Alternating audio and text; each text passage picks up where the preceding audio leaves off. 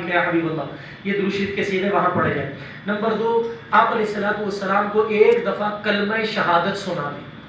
اپنے ایمان کا گواہ آپ علیہ الصلوۃ والسلام کو بنا دیں، قیامت والے دن حضور آپ کے ایمان کی گواہی دیں گے صلی اللہ علیہ وسلم۔ نمبر 3، قرآن پاک میں اللہ فرماتے ہیں آپ کی امت کا بڑے سے بڑا گناہگار امتی کیوں نہ ہو، اگر آپ کے پاس آئے خود بھی مجھ سے استغفار کرے، اے نبی صلی اللہ علیہ وسلم آپ بھی اس کے لیے استغفار کر دیں، اللہ اس کے سارے گناہوں کو معاف فرما دے گی۔ تو آپ نے یہاں کھڑے ہو کر آپ علیہ الصلوۃ والسلام سے درخواست کرنی ہے، حضور میرے لیے استغفار کر دیجیے تاکہ اللہ میرے گناہوں کو معاف کر دے۔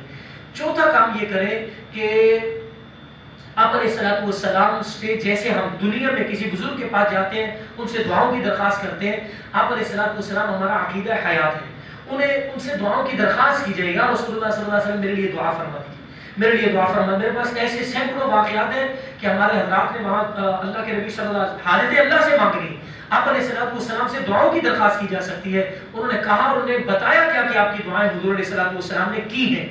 اور پانچواں اور آخری کام، اگر کسی اور نے دعاؤں کا کہا ہو یا صلوات و سلام کا کہا ہو تو وہ بھی وہاں پیش کر دیں کہ یا رسول اللہ صلی اللہ علیہ وسلم وہ عبدالودود آیا تھا ٹریننگ دینے کے لیے، اس نے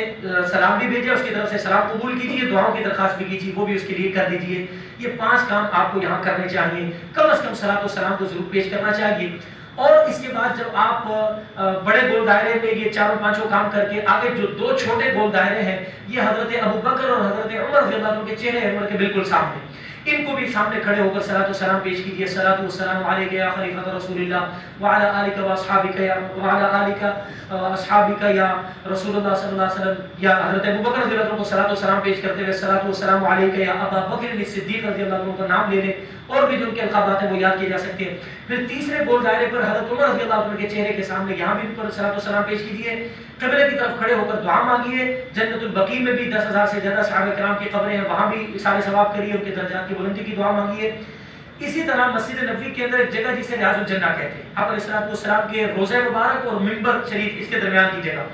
یہاں پہنچ کر 3 کام میں عرض کرتا ہوں۔ نمبر 1، یہاں جب بھی آپ کو پورے سفر میں ایک دفعہ موقع ملے گا 15-20 منٹ کا، یا آپ نے نوافل پڑھے، اگر مکروہ وقت نہ ہو تو نوافل پڑھے، مکروہ وقت ہو تو پھر نفل نہ پڑھے۔ نمبر 2، یہاں دعائیں مانگیں، یہ وہ جگہ ہے جسے اللہ کے نبی صلی اللہ علیہ وسلم نے جنت کہا ہے، اس جنت والی جگہ پہ بیٹھ کے آپ نے دعائیں مانگنی ہے۔ یا اللہ آپ نے قرآن میں کہا ہے جنتی جنت میں جو مانگے گا اسے ملے گا، وَلَكُمْ فِيهَا مَا تَشْتَهِي أَنفُسُكُمْ وَلَكُمْ فِيهَا مَا تَدَّعُونَ، میں جنت میں بیٹھوں یا اللہ دعائیں مانگ رہا ہوں، میری دعائیں قبول ہیں۔ آپ جنتی کو جنت سے کبھی نہیں نکالیں گے، میں جنت میں آ گیا ہوں، مجھے آخرت والی جنت بھی ضرور دیجیے۔ اور تیسرا اور آخری کام میں ذوق کے مطابق خود بھی کرتا ہوں، ساتھیوں سے بھی عرض کرتا ہوں، کوشش کریں یہاں بیٹھ کر تھوڑا سا قرآن پاک اونچی آواز سے پڑھیں، اپنے نبی صلی اللہ علیہ وسلم کو قرآن کی تلاوت سنائیں تاکہ نبی صلی اللہ علیہ وسلم آپ کے براہ راست استاد بن جائے اور آپ حضور کے شاگرد بن جائیں۔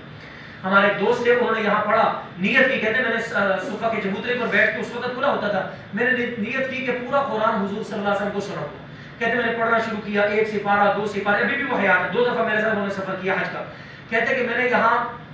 سپارے پڑھنا شروع کیے، 8 سپارے پڑھ لیے، تھوڑی جسم پر تھکاوٹ ہوئی، دل میں خیال آ رہا ہے پتہ نہیں حضور سن رہے ہیں کہ نہیں سن رہے۔ کہتے ہیں وہی مجھے تھوڑی سی تھکاوٹ کی وجہ سے اونگ آئی، اللہ نے پردے ہٹا دیے، میں نے خود دیکھا آپ علیہ الصلوۃ والسلام تشریف فرما ہے اور مجھے میرا نام لے کر کہنے لگے کہ آپ کیوں پریشان ہوتے ہیں، آپ کا قرآن میں محمد صلی اللہ علیہ وسلم سن رہا ہوں۔